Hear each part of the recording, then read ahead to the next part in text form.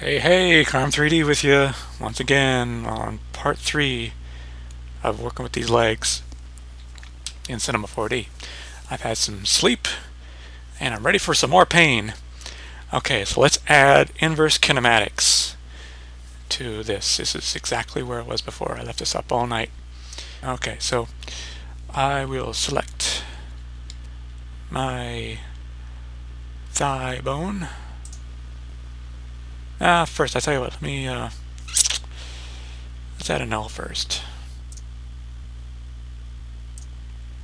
Now, if you want to go and use this thing here to create a shaped element instead of a null, more power to you, feel free.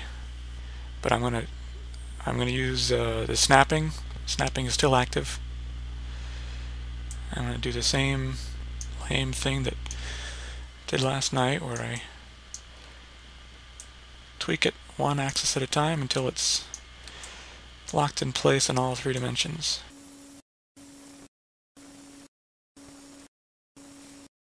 Because that's how cinema roll. Okay. Alright, so this null will be called guide leg pole R. So that will be our pole vector. And let's see here. I'll select our thigh. And then we will add a tag. Inverse kinematics. There it is, IK. So you can see it has a little tag there. There we go. Okay, so in our little contextual panel here,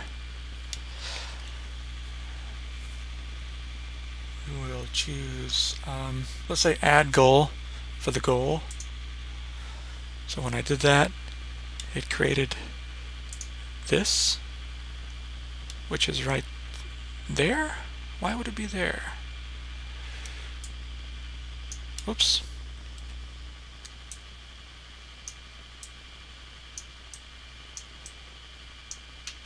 I should think it would create a goal right here.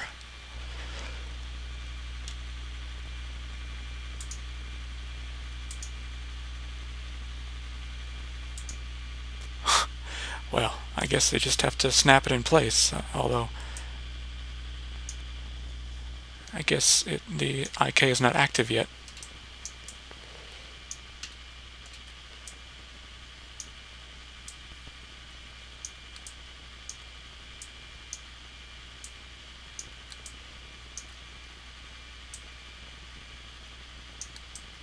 I'm sorry, but this is really retarded. There's probably a better way to do this. I just haven't figured it out yet.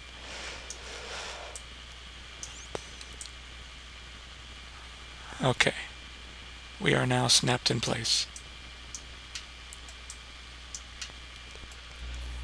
And of course, if you wanted to, you could...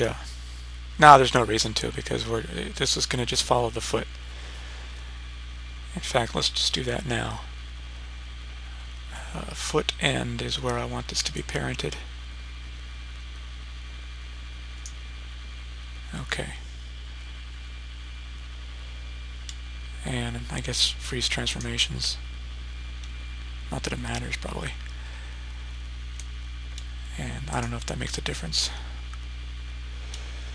Okay, so click on the tag. Here are the options. Let's see, pole vector.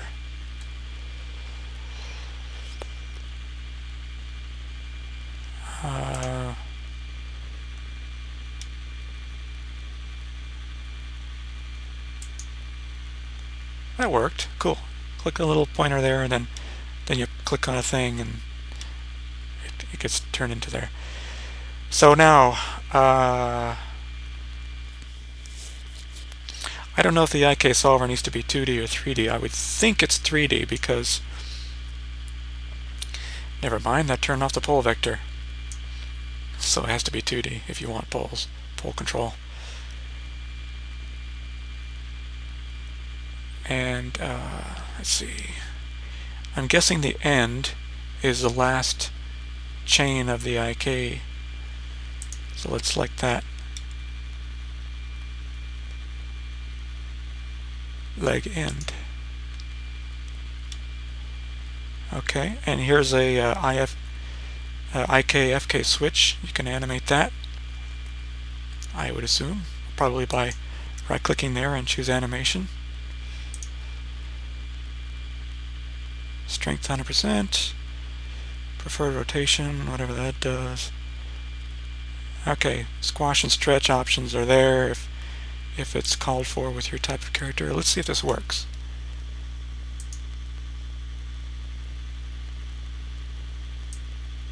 It does work. Okay, cool. So let's move over to another frame.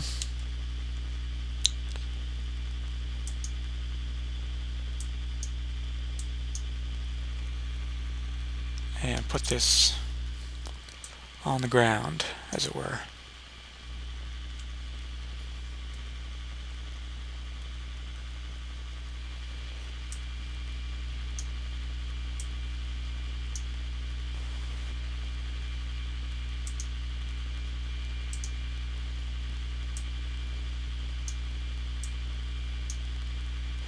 Yeah, I guess it's throwing it because the geometry is not following the bones yet.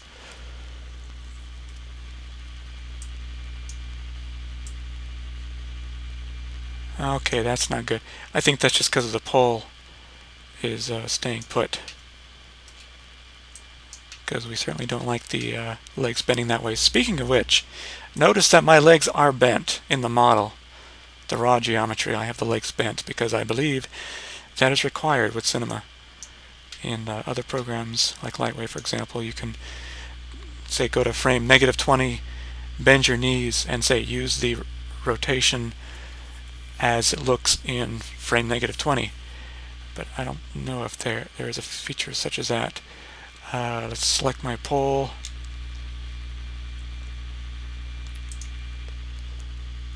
Move that forward. Yeah, that fixed that. So there you have it. A very basic yet pole-enabled rig for the leg. Set a keyframe for there. And of course you can pick this guy here and rotate the leg there if you want him to stand on the ball of his foot. And you can also do the same thing for his toe. Rotate the toe. And you can leave the toe alone and have him take a step and rotate this part of the foot. Like so, you know, for doing a walk cycle. I'm sure that after seeing my other videos that you could probably swing a walking animation by now, hopefully. But that pretty much concludes this video, at least these 3 videos in a series of a leg rig. We will focus on another part of the rig next time, and I will see you then.